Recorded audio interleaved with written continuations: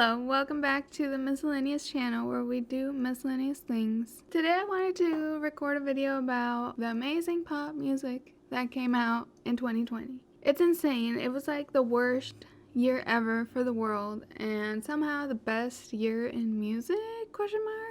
So I just wanted to go through some of my favorite albums, some of the mainstream albums that came out this year and what I thought of them. I'm not much of a music critic, but I am a big pop music lover, electronic music lover. These are going to be in no particular order, though I'll start off with my very favorites and then just work my way through. I'm just going to give quick thoughts. This video is OTF. We're going to do it OTF. Mickey, will you grab my purse, dear? We're gonna get this OTF. OTF means on the fly. I had no plan to do this video really. I just looked cute after doing a makeup tutorial video. And I already have all the shit set up and it's very annoying to set up at times. So these are my general thoughts since we're coming up on the end of the year and I don't think more albums are coming out that I know of. Okay, so I'm gonna start with my obvious favorites, the Elephant in the Room, Chromatica. I have the Chromatica necklace here. This is not official, actually. It's from Etsy. I live and breathe and spent all quarantine and continue to in my Chromatica merch, all the t-shirts. I have like 4 copies of the CD. I'm very excited for the Chromatica Oreo coming out soon. Oh my god, I can't believe it. I'm gonna find a way to preserve them somehow, permanently. I will make a video, I think, about all of my Chromatica merch and reviewing it, because there have been some great ones, some not so great ones. Okay, anyway, so as far as the actual album goes, it's obviously my favorite. Generally, it was themed around Gaga's mental health, overcoming her mental health struggles, and sort of falling back in love with music and falling back in love with having fun with music. She's coming out of like 2 very serious eras with Joanna and A Star Is Born, and back to sort of the Gaga we knew back in 2009, 2010, that is more extravagant, maximalist, and intense. Oh, my Apple Watch just keeps telling me to breathe. Shut up. I wrote a whole post about it, so I won't spend too much time on it because I could talk about it forever. It is on my website. I will link it down below. Sign From Above is my favorite song on the album. I cried on first listen. I really love Babylon. It's really silly, really funny. And I love Chromatica 2 into 911. Iconic transition. And 911, the video that came out was so amazingly done, very artistic. If you haven't checked it out, it's back to like more conceptual Gaga. It came out at a time where I was having kind of like a bad mental health day, having a bit of a breakdown. It just helped me, pull me out of it. So I really appreciate that song and that video. I just love the return to pop, upbeat, and the whole aesthetic really vibes with me. I talk about at length about this everywhere, so I'll move on from Chromatica as hard as it is. My next favorite album this year was Charli XCX's quarantine album, How I'm Feeling Now. Her music is sort of more niche and sort of like if you like it, you like it, but it's not like a mainstream appeal. I don't think. It's very electronic, kind of glitchy PC music is what they call it, and a little more experimental. So she wrote it sort of in collaboration with fans on her Instagram and lots of Zoom meetings with like a lot of artists or something. For me, staying positive goes hand in hand with being creative, and so that's why I've decided that I'm going to use this isolation time to make a brand new album from scratch. In that sense, it will be very DIY. I'll also be reaching out to people online to collaborate with, and I'm going to keep the entire process super open so that anybody who wants to watch can. And I'll be posting demos, I'll be posting acapellas, I'll be posting text conversations with me and any collaborators. I saw some of them. They were really cool. So it was a very intensely reactive album to the quarantine, the lockdown, and she did it in like a month from scratch to finish. There's a lot of songs I really love from it. I really loved the single I Finally Understand. There's some lyrics in there that really speak to me. It's a really chill bop. I think Anthems defines the quarantine experience, so I definitely recommend you check it out if you're looking for art that speaks to now. I really like C 2.0, which was the sequel to Click. Click was a song on her last album that I really loved, that Kim Petras was on it, and it was kind of about her friends, her squad, and it's interesting in the sequel to that song, she really misses her friends, and you feel that longing because of the quarantine and lockdown. I love Pink Diamond, which is the opening song. It's just like a club type banger, which for someone that hates going to the club, I love club music. It's sad how much dance music has come out and the clubs are not open this year. I really love Charlie XCX's album. I think it really embodied the spirit of quarantine and just the roller coaster of emotions that it was. So if you like electronic music, if you like pumped up music, I would recommend that album. It's called How I'm Feeling Now. And I think it'll be a really cool art piece in the future that people will look at as like a cool response to the pandemic from mainstream artists, even though Charlie has fallen into more niche territory as an artist goes. But I really love her. She is definitely in my top 5 artists on my Wrapped. This video is kind of inspired by the Spotify Wrapped that's going around. Everyone's talking about the music from this year, and the music was just so amazing. Okay, so another one that was big on mine and lots of people was Wrapped was the album Future Nostalgia by Dua Lipa. I listened to this album a lot. It came out early on. I think it came out even before, no, it came out in April. My favorite single from the album, Physical, came out in January. The first single from this song was Don't Start Now, which is a super mainstream hit. I like Don't Start Now okay, but I think I had already gotten tired of it by the time like I became aware that this album was coming out. I really liked the song Physical.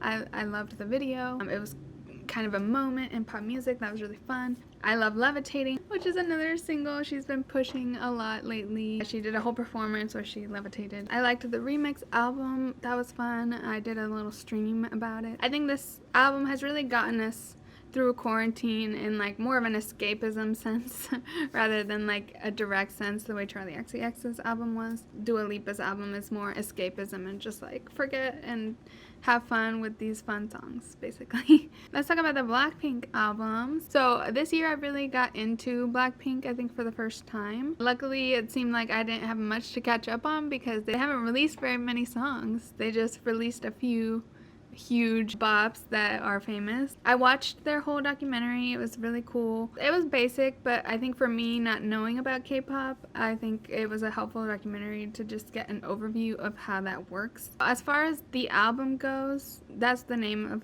their album, and it's their first album, I believe, which is crazy because they've been around. I liked the album. I was honestly very disappointed with how short it was when they announced the track list. It was quite the uproar on Popheads, and I had quite the uproar when I saw it.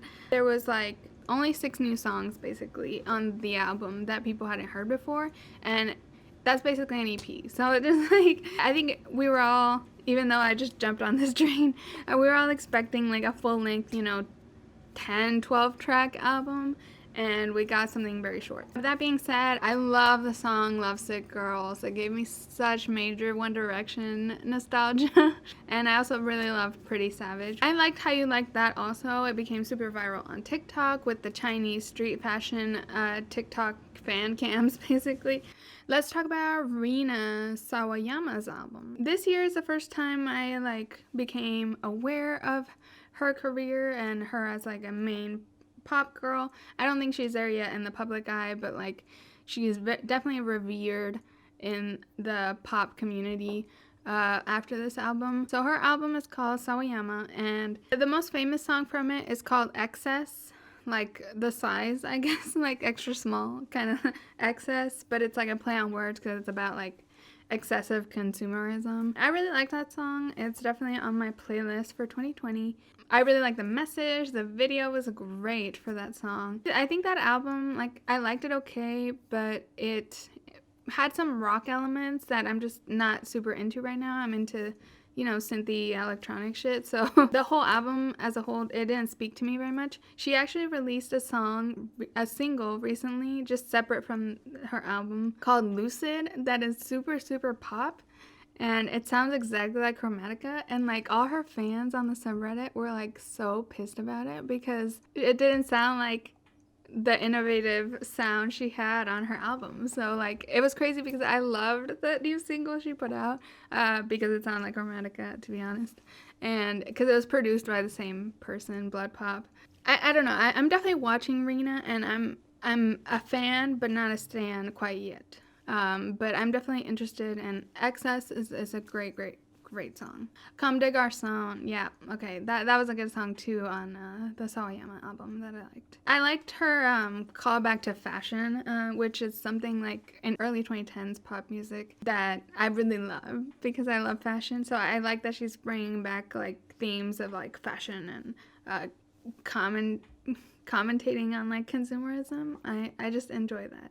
Okay, let's talk about After Hours, which is the biggest snub of all time for the Grammys. It's The Weeknd's After Hours, the album that contains Blinding Lights. I really love Blinding Lights. I don't care how much they've played it, how long it's been in the top. It's broken the record for most weeks in the top 10 and continues as of the filming of this video to break that record. And that's why it was outrageous that the Grammys just didn't. They didn't. They didn't. They really didn't this year. They snubbed him hardcore. They did not nominate Blinding Lights for Record and Song of the Year, while it's very clear that it is. Pretty objectively, like this is the year that is like most objectively. I haven't listened to the album in a long time, and I haven't listened to it a lot, so I can't speak much to the album, but I definitely think Blinding Lights was like a great work. I love the song In Your Eyes also. I like the remix with Doja Cat. Next, let's talk about Miss Anthropos. I don't know how to say this, y'all. The Grimes new album, Miss Anthropocene. So this album was weird because, or it's like an anomaly for me because a lot of the songs I love on it are slower. I think it's just the sounds, the electronic beboop sounds. I fall for those hard. You'll Miss Me When I'm Not Around. I love that song. It's also the lyrics kind of get me. They're like pretty dark and twisted a lot of the time. So I appreciate that. Also, so this one is the anomaly for me for sure of this whole year. It's Delete Forever. It's like a country ass sounding crime song. And I really love it. It's like something, I don't know. That one is an anomaly, but I really love that song. I also like Violence on that album. Now I'm revisiting this album. I think I liked a lot of it now that I recall earlier this year. It's so hard to remember. It's been one of those years, a long year. Let's talk about Katy Perry's new album. Literally everyone released an album this year. That's what I'm saying. I'm trying to rush here. Hopefully that helps make this video better because I know I talk slow generally. So Katy Perry's album, Smile. Katy Perry has had a rough go the past few albums. I think she really made some missteps in her marketing and hasn't really been able to fully recover. I can't say much for this album. I listened to, I think, half of it-ish. Nothing stood out to me except for one song that I really liked called Teary Eyes. I think that's a really cute one. And this song is essentially, it's about like crying at the club, like the meme, like this is the song. She's like, keep on dancing with your teary eyes. It's like literally we're crying at the club. This is the anthem for that. Let's do Ava Max's album, Heaven and Hell. If you don't know who Ava Max is, she did Sweet But Psycho, and yes, this album contains Sweet But Psycho. This is an album that released a lot of singles, now that I'm looking at it. This is Ava Max's, I believe, first album. I like Sweet But Psycho. I like Torn. Torn is a great bop. It's very like, I'm putting red lipstick on and I'm a bad bitch, kind of. But like Bobby, you know? Sorry, expert music critique here. Another big song from this album is Kings and Queens, which the TikToks for this song, it's like, I saw a duet that was like a Trump supporter girl trying to find solidarity with other Trump supporter girls, putting her hand out, and then the duet was like someone holding up an iron to her hand. That was so good. But they use this song for some reason. Also, I heard something about this song causing like liberation in some country or something. ended homophobia in some country. I don't know what it was. I don't believe that one. It was just a general good pop album. Nothing too revolutionary or forward, innovative. Just classic pop. Okay, let's talk about Folklore, another huge album this year by Taylor Swift. It was a surprise. Folklore is not my style at all, so I don't feel comfortable critiquing it because it's just gonna be like, it sucks because it's slow. I liked Exile. I think that song was okay. I mean, was that was the best one of the album for me. So because I've been staying up late throughout a lot of quarantine, I've been like listening to all the big albums like at midnight when they drop just to be part of the moment. That's it. But yeah, Taylor Swift's Folklore, I can't speak much to it. It's not my genre. It's too slow and sad for me. Same for the Lana Del Rey album. Actually, I have no idea what the Lana... Is there a Lana? There's a Lana. Y'all, has the Lana album even come out? I'm not sure. If it came out, I didn't hear it. The sad pop girls don't do it for me. But I'm sure it'll get a lot of acclaim. So it might not get my Zeleny Award, but it'll get a Grammy, you know. Same thing. Okay, I just wanted to give a quick addendum to my music review. So breaking news. Taylor Swift dropped a new album, Evermore, out of nowhere again. No one saw it coming, I guess. And excuse the 2 appearances of me in this video. So my thoughts on Evermore are that I liked it better than Folklore. It felt a little happier, more whimsical, which is more my taste in music. My favorite track was Long Story Short, which I have yet to hear like anyone mention or talk about. I feel like it's a sort of throwaway track, but it felt like kind of the most upbeat, and I actually really like that song. And Gold Rush, which I've seen be sort of a popular favorite on the album. Those 2, but they definitely don't have the sound of most of the rest of the album or Folklore, so that's probably why I like those songs. But I enjoyed it, and all in all, I wanted to cover a few other songs and albums that I missed in my previous recording. Justin Bieber's album came out this year, and I did not listen to it. I think Yummy really tainted everything for me for Justin Bieber this year. It was a big fight to get to number 1, and I don't think it didn't get there, right? I hope it didn't get there. It did not deserve that. It did not deserve a Grammy nomination. That was total bullshit. It's all rigged. So, Yummy tarnished Justin Bieber's latest album. Another album that came out this year was Ungodly Hour by Chloe and Halle. I did listen to this. This was a while back. I really liked it. I like the vibes, the ambience. For me, it was more ambient. It was like a mood kind of music. Their voices are very angelic, and I really like Do It, which was super viral on TikTok, so it feels like nostalgic for a certain time on TikTok. Oh, and a big pop culture moment was WAP, which I wanted to talk about. I really enjoyed it. I think I'm glad Megan Thee Stallion and Cardi B really stuck it to them and just broke the internet that day, and I really loved it. A defining pop culture moment of this year. And speaking of Megan Thee Stallion, she released an album recently as well. The song Body is the main one I've heard off of it, and that one is a bop. Okay, back to the other me. Oh, a surprise fave this year was Kylie Minogue's album. It's called Disco.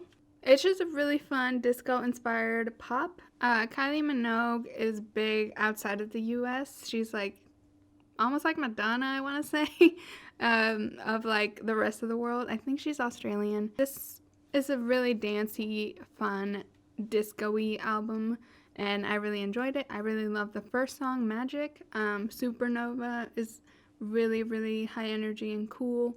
Same with Dance Floor Darling. Let's talk about another big pop girl release, Positions.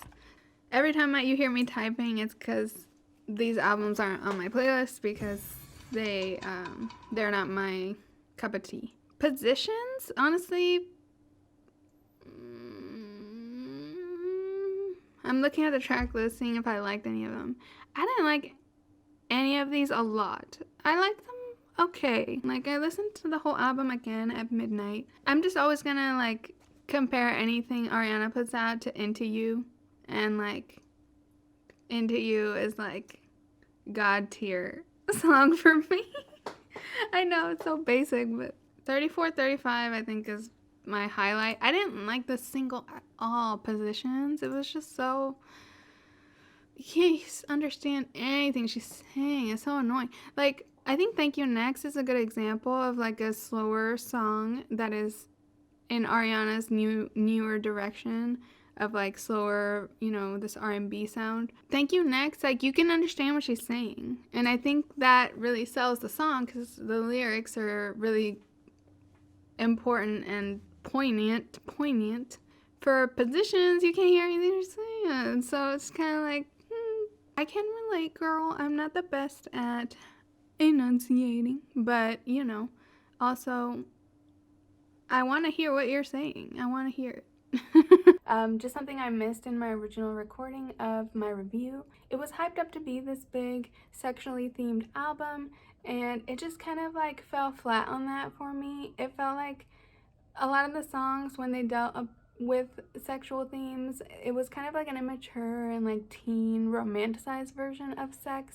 She's already given us sort of mature and like deep songs about sex before. Like you have Side to Side and these songs that were kind of like pushing forward and like speaking about sex for women and things like that. Meeting your mom on Sunday and making love on Monday doesn't sound like anything very scandalous, or like she's making it out to be this scandalous thing, I feel like, in the song, but it's like, to me it doesn't seem that crazy. So let me know what you guys think on that.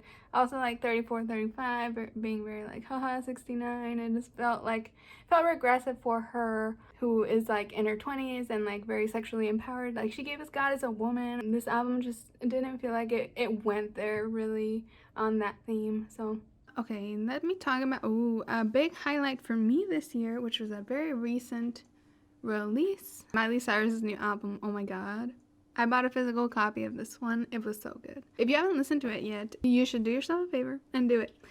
This one's rock inspired, but more upbeat, I think, than Rina Sawayama's. Like I mentioned before, I wasn't too into the rock, but Miley leaned into it in a different way that really worked for me. Man, like I never expected to be in the Miley Cyrus fan club or anything, but like, damn. I mean, Midnight Sky was the first single of this song, which you might have heard already. It was released a while back, and that was a great song. And then it sounded like Edge of 17, and then she freaking did a remix with Stevie Nicks that mixed Edge of 17. So this is a much more rocky inspired pop album, but it's still very pop and 80s sounding. Prisoner with Dua Lipa was, again, I loved that song.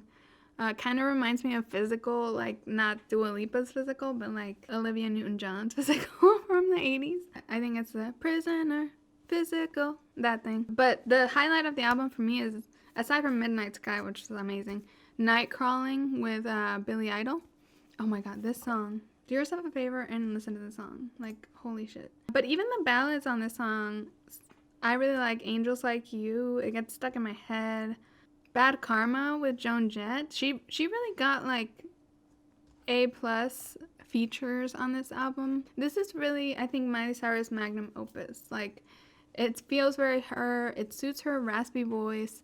It is like pop and ballady. It has a good mix of both. It was the perfect storm. Aside from, they released it on Black Friday, and it turned out like Target wouldn't stock it on Black Friday, I guess because they're busy stocking everything else. I don't know, but it became a thing where it's like her charts might not be impacted by like the first week sale.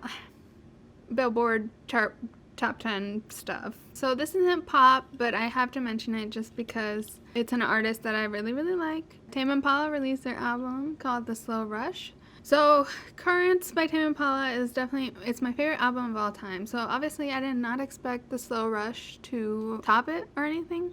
I came in very open-minded, just like excited for new music. It had been a long time. Same with Gaga. Both my favorite artists had taken like 5+ years to release a new album. Tame Impala released a Slow Rush earlier this year. I really like the album. It's not Currents for me, but like I think the theme of the lyrics and the album was so freaking relatable.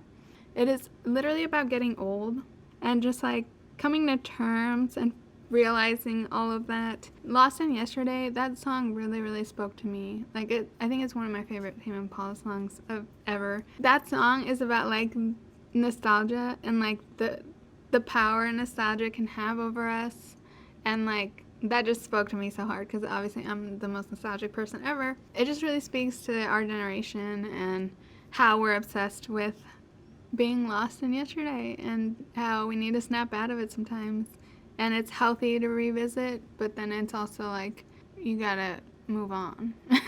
Basically, that song is just so good, and the video is really, really cool too. I freaking love that song. That was my top song on my Spotify Wrapped. Oh, no wonder. That's because Chromatica got delayed though. It Might Be Time is another big one, and it's like it might be time to face it. You're not as cool as you used to be. You're not as fun. It's not as fun as it used to be, and I think it's about like when you're like growing up and still trying to do old stuff you were doing before, and it just doesn't bring you as much joy, and you're not realizing you need to like just move on instead of trying to do the same old thing. Hollywood reboots, are you listening? Honestly, the lyrics really were the highlight of the whole album, and if you're struggling with getting old, becoming an adult, I recommend taking a listen, reading those lyrics, because again, an enunciation problem with this artist. Okay, Manic came out this year, girl. Sorry if I miss an artist you like. Please let me know in the comments of like any artists that you really liked, even if they're outside of pop. Let me know what I should check out. I feel like I've been on the pulse-ish of music this year because of so many artists I'm a fan of releasing. Carly Rae Jepsen released Dedicated Side B. I don't even remember. That was in May. It's an unpopular opinion with like the niche pop people, but like her music is very pleasant to listen to, but it's more ambient to me in that it's not super memorable. Let's talk about Halsey's Manic, which apparently came out this year. It came out in January, that's why I don't remember. I liked the reference in the second track, Clementine, to Eternal Sunshine of the Spotless Mind, my favorite movie. I think I have beef with this album. that's I remember now.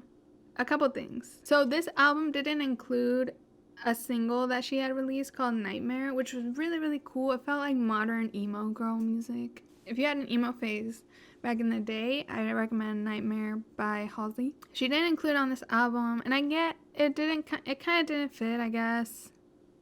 But it could have worked. Like, you can put it in there.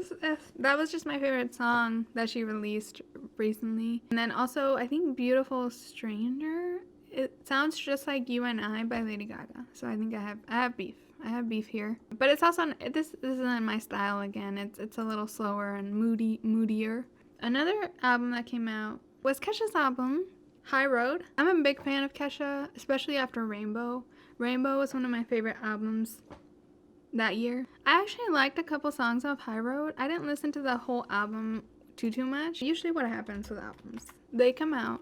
So I listened to it once. If I like it, I'll listen to it a couple more times.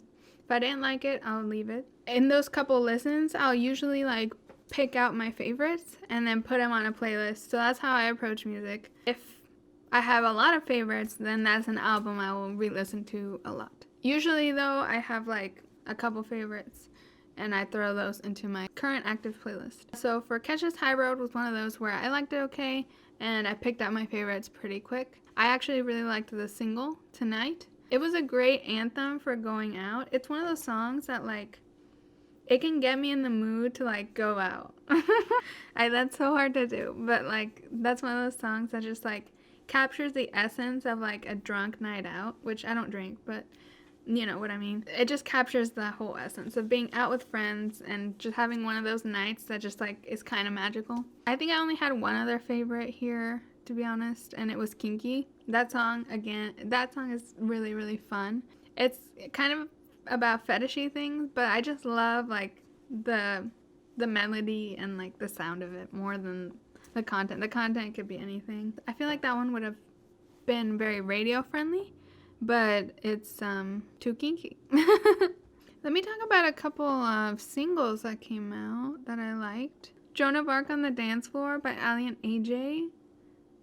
Damn, that is a good song. It is just like a dance it's everything. Ali and AJ are still providing us the bops. If you haven't heard it, please do, if you like dance music of any kind. Or maybe for your workout playlist. So I discovered a new artist this year that like blew my whole world. Like, oh my god. I love her. Namasenda. And she does very, very electronic, poppy sounding synthy songs. They are so cute. Like, so, oh, they're like, if you were to put everything I love about music into a song, like, those are her songs. She released Dare and Wanted. I just feel like she's so underrated for like the bops she's coming out with. Also, Party Till I Die came out with Kim Petras around Halloween, sort of an addendum to her iconic Turn Off the Light Halloween albums. Party Till I Die, it's not a highlight of the Turn Off the Light discography, I don't think, but it was fun to have something new. It was spooky, and it was stuck in my head like constantly. Another album that came out this year, a long time ago now, it feels like in January, was Selena Gomez's Rare album. No. I don't like it. I don't like Selena Gomez's music. I don't know how she has so many listeners. No offense. The song Rare is so annoying how she says rare. Oh, I'm sorry. I don't have a vendetta against her. Like, I used to hate, when I was a teen, to be cool, I used to hate Miley Cyrus, and I used to hate Selena Gomez equally. And Miley Cyrus has one of my favorite albums of the year, while Selena Gomez's music is just so bland to me. Or it just feels very soulless. So if you're a Selena Gomez fan, please let me know where that comes from.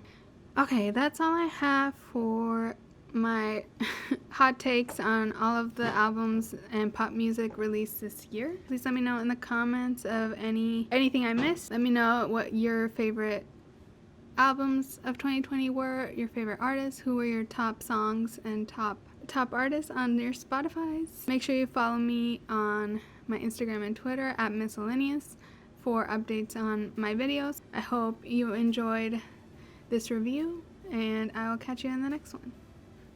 Bye.